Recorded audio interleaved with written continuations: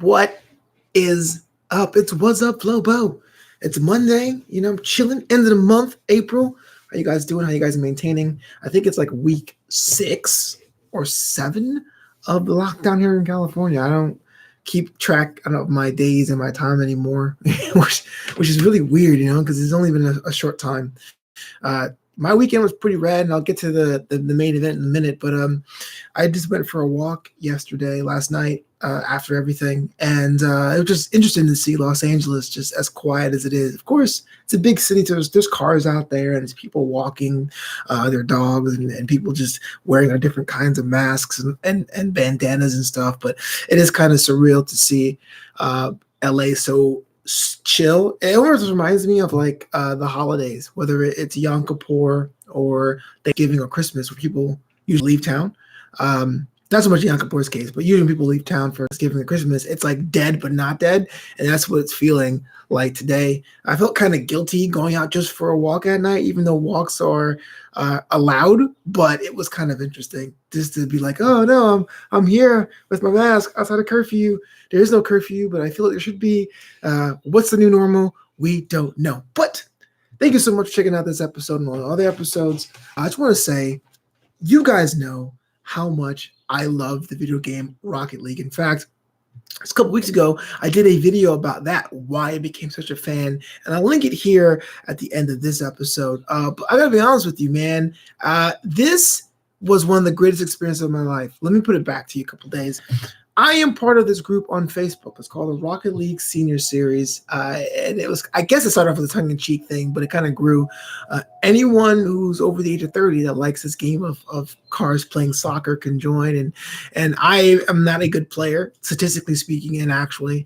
But to be able to be around other people over the age of 30 was amazing, because now I have a bit of a community. And it's been a while since I found a community in anything, really. I'm kind of solo, kind of solitary, but this group was pretty cool. And I realized age has nothing to do with it, because there's so many people my age who are way better at Rocket League than I am.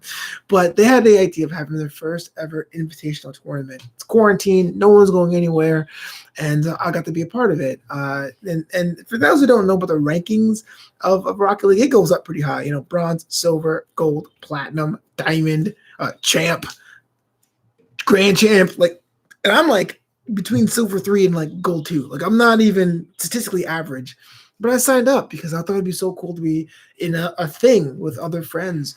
And I asked, hey man, do you have anyone commentating this tournament? Because commentating Rocket League is something I always wanted to do. When I Twitch my games, I will commentate for myself. And they gave me the opportunity to commentate select matches of the tournament, and I can tell you it was one of the greatest experiences of my life. So imagine this. It's a fast-paced game. It's essentially a sport. So you gotta call it like a hockey or soccer, right? But it's cars. So we all know it's kind of like this tongue-in-cheek thing, but it's serious for those who are playing, and being able to sit there. I was watching the game on my Xbox. I have the console version of the game, but I had my laptop, this same laptop, on like a nightstand with my microphone calling the action. It was so exhilarating to see how other teams use strategies. If they did use strategies, I don't know. I don't know how many of the storylines I was coming up with, seeing on the field, or rather it was calculated. Being able to call matches was so much fun, and with my peers, and it really it warmed my heart, because it's something I always wanted to try. But then, even though it was my first time doing it, there were some people in the comments saying, hey, look, man, the commentary is really great. So like my heart feels like this big, like, hey, it's a game I love. I'm giving back to a game I love and I cherish, and a community I feel like I'm actually part of. And other people are saying, hey, you don't suck.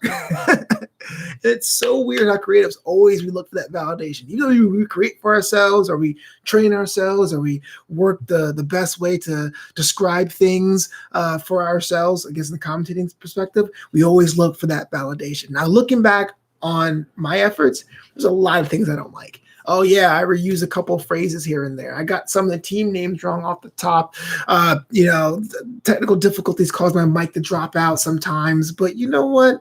Forget all that. And I think that's the lesson I want to share with you today.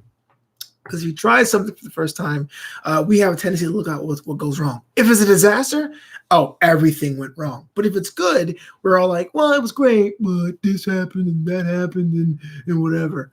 Look, I don't have a career in commentating Rocket League games yet.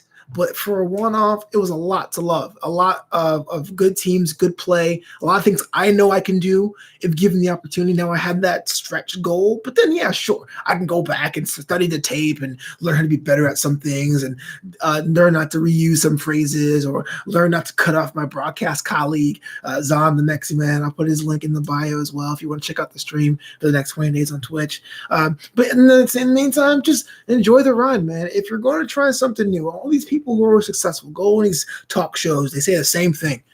Don't be afraid to fail. And look, it sounds great, but I can tell you this one step further.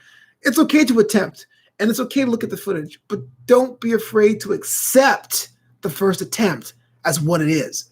That's way more important because failure is very nebulous. You can be like, oh, I failed because I didn't hit all my marks, or I failed because my mic dropped out.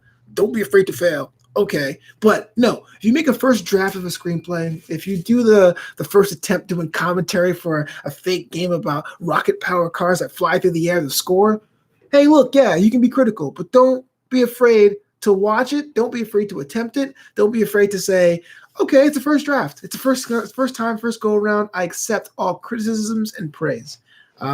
It was great. I'm actually going to post some clips on social. It's right now on Twitter. If you look on today, on April 20th, I posted a clip late last night.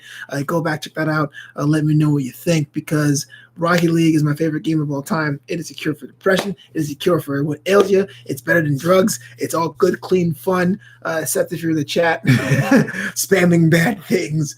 And I hope there's more. So shout out to the Rocket League Senior Series. There's a group on Facebook, Rocket League Senior Series. Make sure you check them out. They're really cool people.